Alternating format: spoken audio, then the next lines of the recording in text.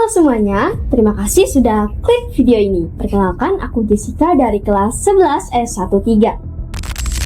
Oke, jadi pada video ini aku akan membawakan satu kasus keji di Indonesia yang baru-baru ini terjadi, yaitu tentang pembunuhan ayah dan anak oleh kerabatnya sendiri.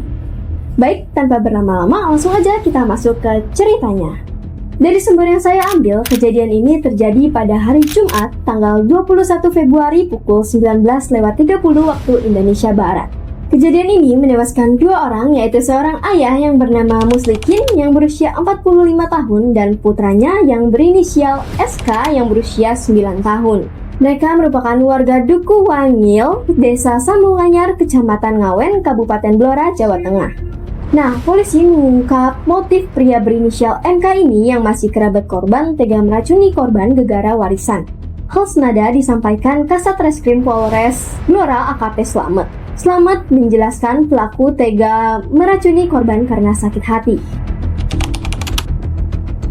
Nah, dijelaskan juga awal mula perselisihan tersebut. Pelaku ini merupakan ipar korban. Ia menikahi adik dari istri korban. Sejak awal oleh keluarga korban, pelaku ini dianggap tidak memiliki apa-apa dan tidak membawa apa-apa saat menikahi adik dari istri korban ini. Lalu karena merasa dibedakan, si pelaku ini memasukkan racun gulma pada air yang diminum oleh kedua korban ini.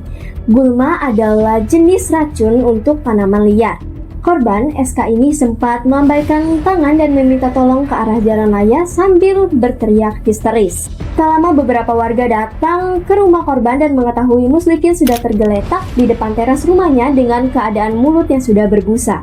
Lalu pelaku ini melarikan diri ke Kalimantan usai melakukan aksinya tersebut. Namun, pelarian pelaku ini terduga kandas setelah Satreskrim berhasil menangkapnya di Bandara ATT Pranoto, Samarinda, Kalimantan Timur. Nah teman-teman, jadi teori pada kasus ini yaitu termasuk pada teori transformasi konflik, yaitu teori yang menganggap bahwa konflik disebabkan oleh ketidaksetaraan dan ketidakadilan yang muncul sebagai masalah sosial, budaya, dan ekonomi. Pada kasus ini terjadi ketidaksetaraan dan ketidakadilan ekonomi dalam sebuah keluarga yang memicu terjadinya aksi pembunuhan karena merasa tidak diadili dan dibedakan. Lalu jenis konflik pada kasus ini termasuk konflik dengan keluarga, karena pelaku yang membunuh keluarganya sendiri karena merasa dendam dan sakit hati. Selanjutnya ada upaya penyelesaian. Upaya penyelesaian pada kasus ini dapat dilalui melalui jalur hukum. Pelaku dapat dijerat oleh beberapa pasal dalam Kitab Undang-Undang Hukum Pidana atau KUHP. Yang pertama yaitu pasal 340 KUHP tentang pembunuhan berencana. Isi pasal ini yaitu barang siapa dengan sengaja dan dengan rencana terlebih dahulu menghilangkan nyawa orang lain dihukum karena pembunuhan berencana dengan pidana penjara seumur hidup atau selama 20 tahun. Alasan pasal ini dikenakan karena pelaku sudah merencanakan dengan sengaja untuk menghilangkan nyawa korban dengan cara memasukkan racun gulma ke dalam air yang diminum oleh korban.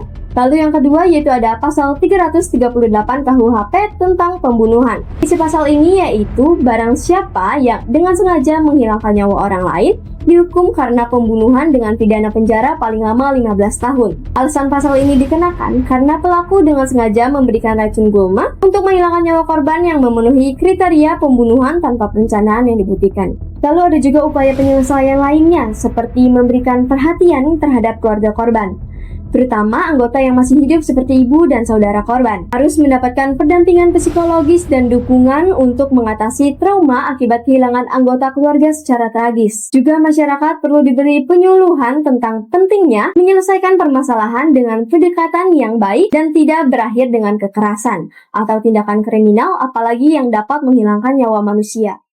Baik, jadi itu kasus yang aku bawakan pada video kali ini. Semoga kejadian tragis seperti itu tidak terjadi lagi ya teman-teman. Terima kasih sudah menonton sampai selesai. Sampai jumpa!